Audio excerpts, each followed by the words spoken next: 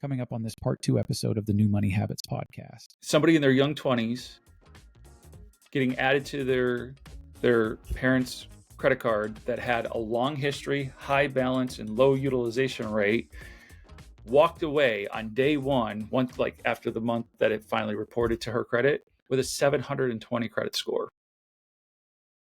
So you want to give your kids a head start in the financial landscape of things. Hey there, budgeteers. Are you ready to unlock the power of each payday and take control of your finances like a boss? Introducing the Payday Power Planner from New Money Habits. This isn't your average budgeting tool. Oh no. With the Payday Power Planner, you'll harness the unique rhythm of your paychecks to supercharge your financial game.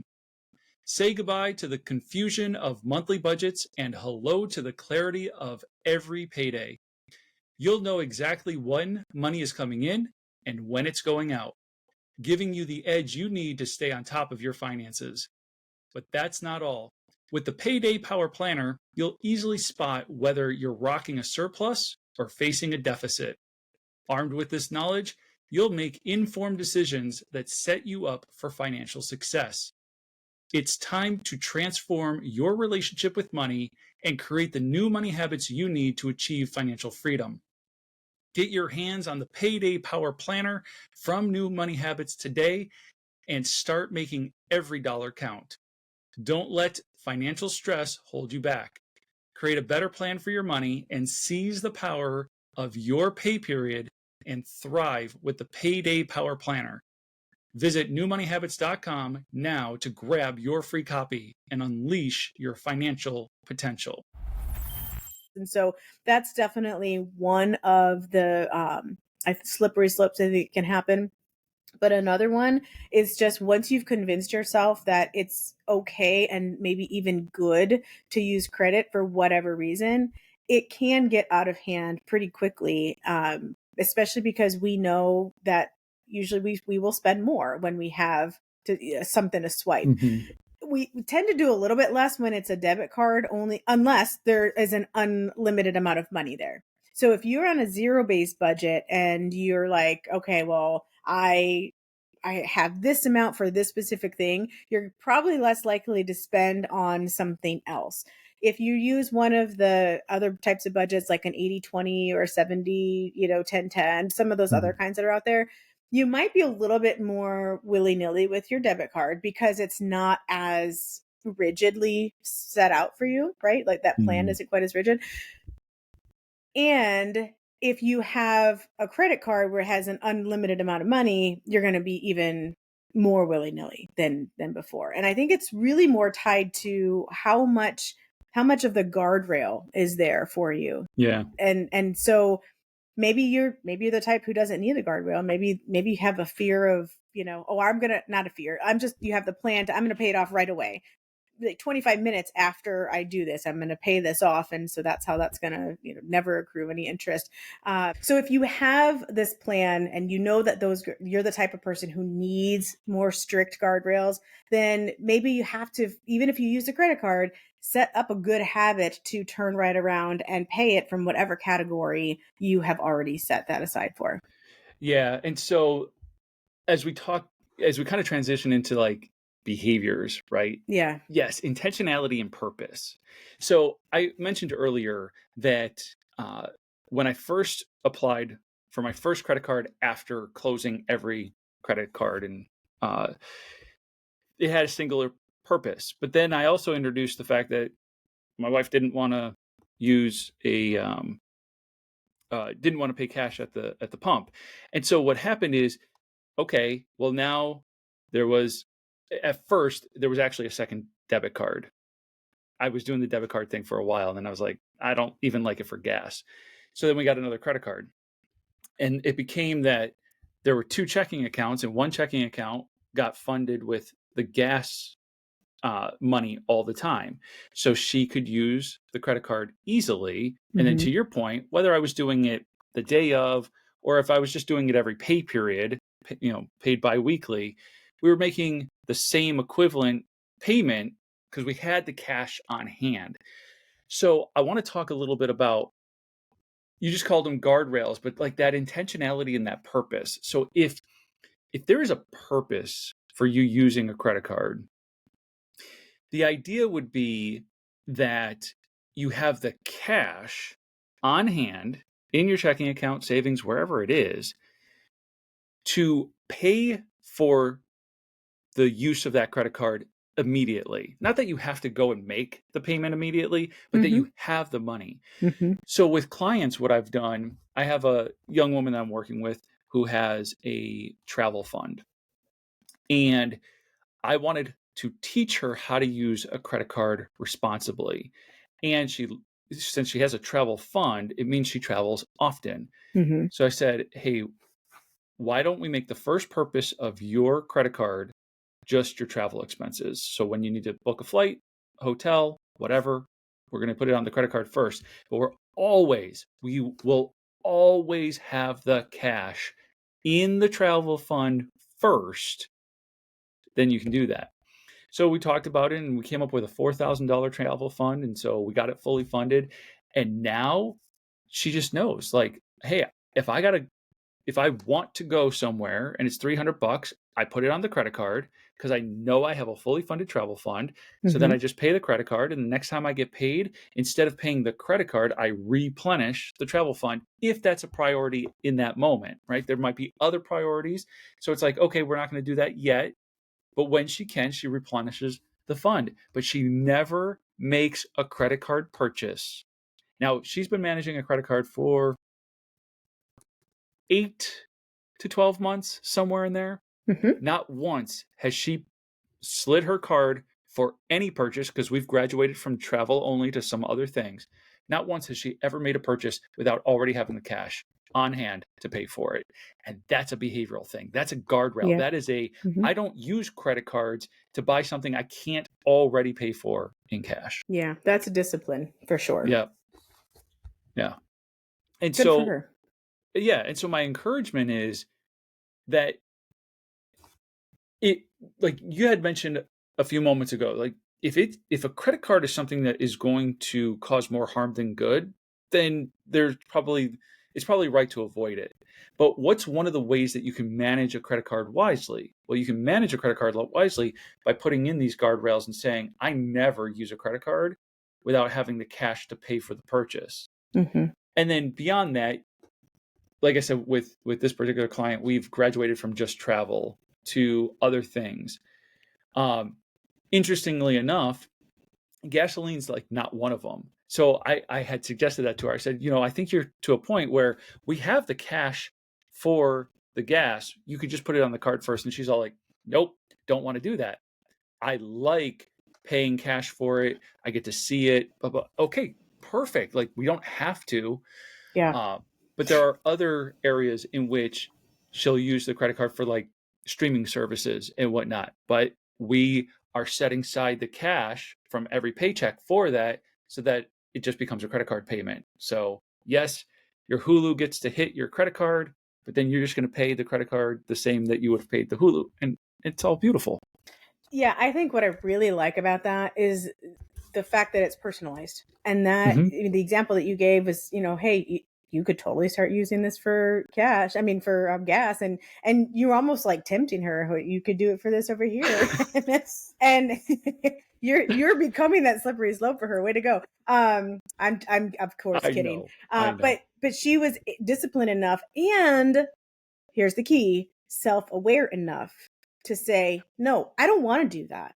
And when I talked at the top of this hour about how when I work with the kids, that I want to do foundational stuff as well, you went a different direction than I do with foundations. And I wasn't just talking about money in, money out, because these are kids who don't have jobs. I mean, they're like 11-year-olds old. When I say foundation, I'm talking about like, what's important to them? Who are they? Like, what are some of the things that mean something to them, to be able to understand, the things that will drive them and the things that will maybe repulse them. Like, what are the things? And so that way they can recognize when they are making decisions, they're going to be decisions that are actually aligned with their actual values. And so that's something that is a little bit different. But this woman, whoever you're talking about, must know, like, I want to keep this going cash for whatever reason. It could be value based, it could be convenience based, it could just be fun for her. Maybe she's gamified it. I don't really know her story. Whatever it is, she is confident in herself enough to say, no, slippery slope. I don't need you. I want to keep this thing over here. So I love that it's personalized. And I think that you're probably, it's because you're doing such a good job with her that she's able to do that. Hey there, budgeteers. You know, good news can only be good news if there's bad news. So what's the bad news? The bad news is you and I have a deadly disease called sin. And this disease causes us to rebel and disobey God. See, God is holy, righteous, and just, and he cannot be in the presence of sin. So this horrible disease of ours separates us from the God who created us. And the bad news gets worse. There isn't anything you or I can do to make ourselves right with God. We are dead in our sins and on our way to an eternity separated from God. But that's not God's will for us. See, for God so loved the world that he gave his only begotten Son, that whoever believes in him should not perish, but have everlasting life. God did what only God could do. He made a way for us to be reconciled to him through Jesus Christ. Jesus came into the world to save sinners like you and me. While we were still sinners, storing up God's anger against us for our rebellion and disobedience, Christ died for us. Jesus took the punishment that you and I deserve and have earned. Jesus is the substitute for your punishment and mine. Now, isn't that some good news? The word gospel means good news. The gospel of Jesus Christ is that you and I broke God's law and Jesus paid the fine. When we place our faith and trust in Jesus, we get to experience God's grace and mercy. Our gratitude should turn us from our rebellious and disobedient sin toward God, seeking after him and his righteousness. When we do, God gives us a new heart and a new mind. Praise God for his goodness, and remember, God loves, humans sin, Jesus saves. Yeah, no, I appreciate the kind words, but absolutely, right? That so working with us, that's what it looks like. It's personalized. That's exactly why I got into financial coaching in the first place, is because I recognize that there are a lot of people out there who can listen to the gurus, and the guru can say the same thing for the last 25 years. And it's generalized because it'll work more often than not. But when you get down to the nitty gritty, when you're pulling back all of the layers of complexity, or in some cases, even a simple, working with this particular individual who's in her mid 20s, her financial situation is not complicated. It's incredibly simple. But there was still a ton of financial literacy that needed to be established. And then the introduction of different financial tools, not just can you manage credit wisely, but how are we contributing to retirement? Are we doing that through a 401k through work? Is there a match? Are we doing a Roth so that that money is taxed today and tax-free tomorrow? That sort of thing. Individualized. That's the way it has to be. We can have general pillars, and we do, right? At New Money Habits, we have kind of general principles and pillars that guide us, but it's not so rigid that it's like, nope, you are here and this is what you will do until you are done doing this, and then you get to move on. Right. Yeah. And if I may, you mentioned simplicity versus complexity. And as you were talking about, I think it was having this card for this and this card for that. I just want to throw this out there that I think sometimes when we try, like, I know myself, I tried this as well. And sometimes in some ways I still do. So, I used to do the envelope system, right? So I'd have envelopes for all of the things. And I still do teach kids, like, you can use envelopes for these things. It's not a bad system. It is a system that can be used for the right person. And for a while, we were that right person. And then I wasn't willing to let go of some of that understanding of how money worked, but I also wanted some of the convenience. And so what happened was I would do what you're talking about. There'd be a card for this and a card for that. No, I didn't have as many cards as I had envelopes, but things would get separated out a little more. Like you can see my savings accounts, they're all named something differently, kind of like a virtual envelope system. But I will say this. And this is on me. This is not on anybody else. I think it's because of the way my brain is wired. But if I'm not careful, that can get out of control. And it can get to the point where it actually makes it so more complicated, and it cuts against all of the simplicity that I was after, that I have to take a step back and go, whoa, whoa, whoa, whoa, whoa. Like, is it really that important to have everything named? Or do you want to be able to just not spend an hour a day figuring out where this dollar goes and where this goes? There is something to be said about actually having inner peace and simplicity. And I just want to let everybody know, no matter how good a plan is, if you're not careful, you can take it to a degree that turns it into something that's way too complicated, and it's actually it's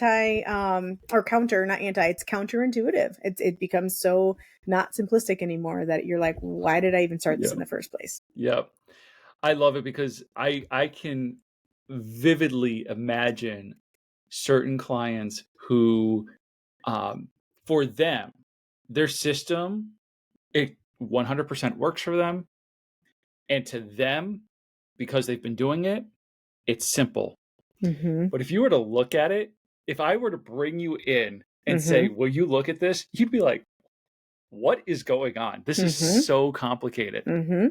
Right? So I think it's all about starting in a place of simplicity, and you only add layers of complexity when you're comfortable doing so. That same young woman, she is on the envelope system, which she's got like 5 or 6 categories.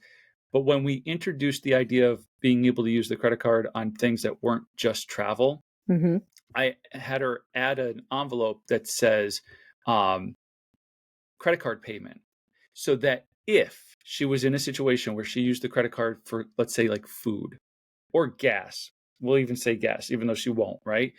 That she can take cash out of the gas envelope and put it in the make a credit card payment envelope. And so to somebody who isn't even managing a credit card today, they would be like, oh, that sounds too complicated already, right? But you start off with simplicity and you only add the complexity that you can handle, but you do have to really try hard not to make it so complex that you're like, what is even happening here? Yeah.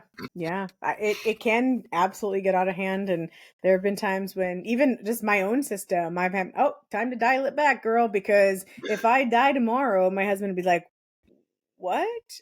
Am I supposed to pay this with this card or this debit card? Like, I'm not quite sure anymore. And so it's like, okay, it's just for my own sanity. We have to dial it back. And typically what I like to do, and this is just me, I will try something and usually do it for that year and then revisit like what worked really well for that year, what didn't work, and what do I need to tweak. And now that you don't have, if you know right away something's not working, don't make it a whole year before you change it up. But I like to just try different things. And then if I get to like October and I'm feeling like, I don't really like how this is feeling, then I will usually start around this time and shift my systems a little bit so that they're ready to go in January and with some of those tweaks.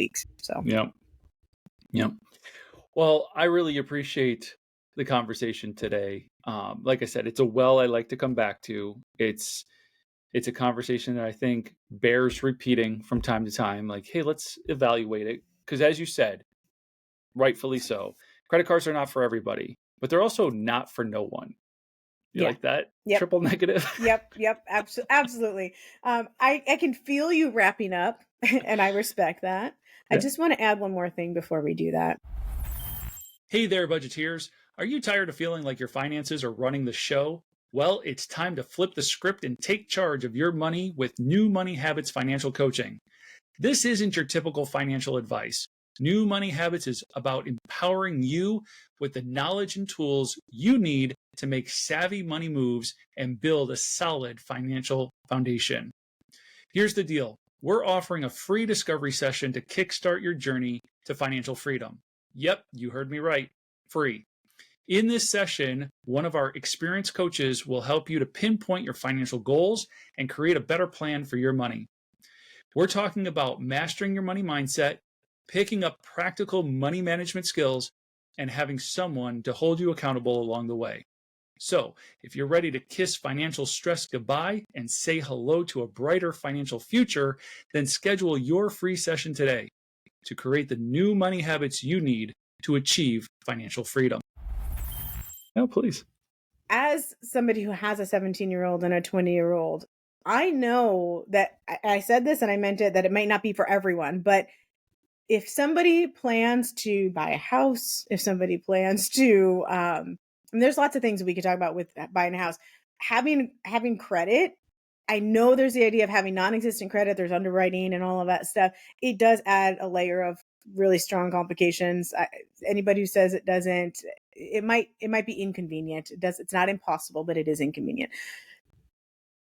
I think that there are ways to get around some of that. You can have a credit card even, okay, so if you got a young kid and you own a credit card, you can actually add them to your own credit, just so you know. I don't know if you're not aware of that, but I'm glad you brought it up because I was about to ask you about it, and I have a case study for you. Oh, okay. Well, I don't have a case study. I just did it for my kid. But you can do that, and they don't even need a card. They'll send you a card, but you don't have to give it to them. They don't even need to know they have access to it. And so that actually connects them to your credit history. So it gives them, like, I added my daughter to the card that I had. Even when I was doing the Dave Ramsey thing, I did not close all of my cards. I stopped using them, but there was one that had been open for like 15 years. And I'm like, nope, I'm not going to close that one. So that one stayed open. And of course, that's the one I added my daughter to. So now she has a credit history that goes back like 15, 20 years, even though she's only 20 herself, Yep. And so that is actually one way that you can do that. You can also be very smart about, getting a card and then freezing, you're at your TransUnion, for example, you can freeze your account so that no one else can get other credit with your social security number. That is something you're able to do, to just kind of keep some of those safeguards in mind. And as you just have that, build up year over year, it actually will build their credit for them. Like I said, we were using cards for her tuition.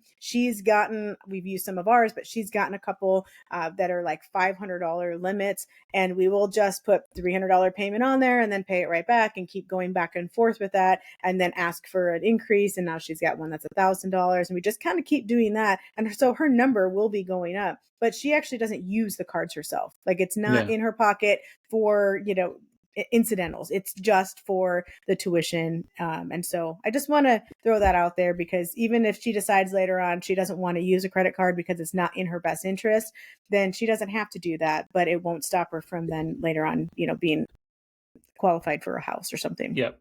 Yeah, I think it goes back to education first, right? So whether you choose, yes, I am going to use a credit card, or no, I'm not, I'd rather you have the education in either case, because then you're making an informed decision instead of making an uninformed decision. Yeah. Here's the case study for you. And like I said, I'm glad you brought it up, because it is something that I've done with my own children, but my children are so young that I'd actually have to write the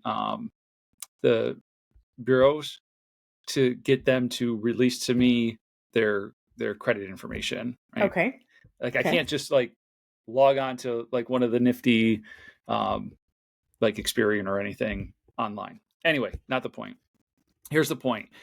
So I came across that same concept, and the concept, just to kind of reiterate it for our listeners, is that if you want to give your child a head start, a jump start on their credit, add them to one of your credit cards. But make sure that if you're going to do that, that credit card is in good standing, that the debt to limit ratio, like how much you have out on the card.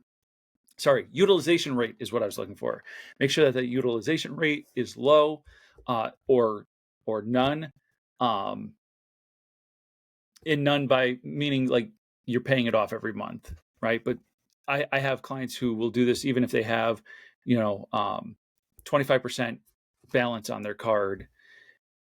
So you add your child as an authorized user. And as you said, Maria, they don't even have to know that you've done this. They don't have to receive the card. It's not like you're letting them use it. It's just that you're giving them a head start. Well, I work with a couple that I started working with their daughter when she went off to college. And when she went off to college, there wasn't really, we were having conversations, just kind of high level stuff, the stuff that you're doing with kids now, where it was like, hey, by the time you start managing money, you're going to want to be thinking about these things. Mm-hmm. And unbeknownst to me, she applied for a credit card, but she was declined. I didn't even know she had tried. But a couple of years later, she was telling me this story as we were getting closer to, hey, you're working, you have an income now, let's manage things. And introducing her to the idea of credit, she's like, oh, I applied for a credit card like a year or so ago, and I was denied. And I was like, oh, that's interesting, because I thought they approved every college kid, but they didn't. That's fine.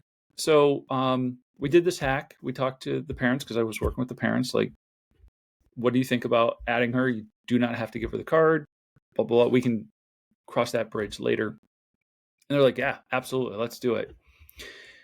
So somebody in their young 20s getting added to their parents' credit card that had a long history, high balance, and low utilization rate, walked away on day one, once, like after the month that it finally reported to her credit, with a 720 credit score.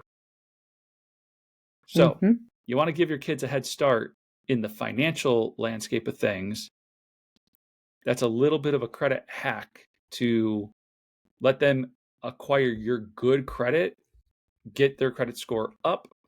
Then they would be in a position to get approved for their own credit. And at some point, you could then remove them. You don't have to remove them, but you could remove them as that authorized user and really let their credit stand on their own afterwards. Yeah, absolutely. Very good. Well, thank you for letting me add that in there. Oh, yeah, absolutely. Anything else you want to add before I wrap things up? No, go ahead. No. So as I was saying, I always appreciate these conversations, but this particular conversation where we come back to credit cards and do I use them? Don't I use them? What are the cases for? What are the cases against? But also just talking about how it is simply a financial tool. It's a dangerous one for sure. But if you really understand how they work and how to use them properly, it's simply a financial tool in your tool belt to help you to achieve the things that you're trying to achieve financially. And like I said, for my one client, she likes to travel, so she uses it to travel mostly. We use it for a couple of other things in the meantime, but she always has the cash to pay it before she charges it. So that's my advice, is if you're going to use a credit card, rule number one, don't charge it unless you have the cash to pay for it. Good rule. Thanks for spending the time with us again today, Maria. My pleasure. Thanks for having me. That does it for this episode of the New Money Habits Podcast. Remember, if you have any questions, make sure to hit us up on social at New Money Habits and follow us on Spotify, Apple Podcasts, or wherever you listen to podcasts.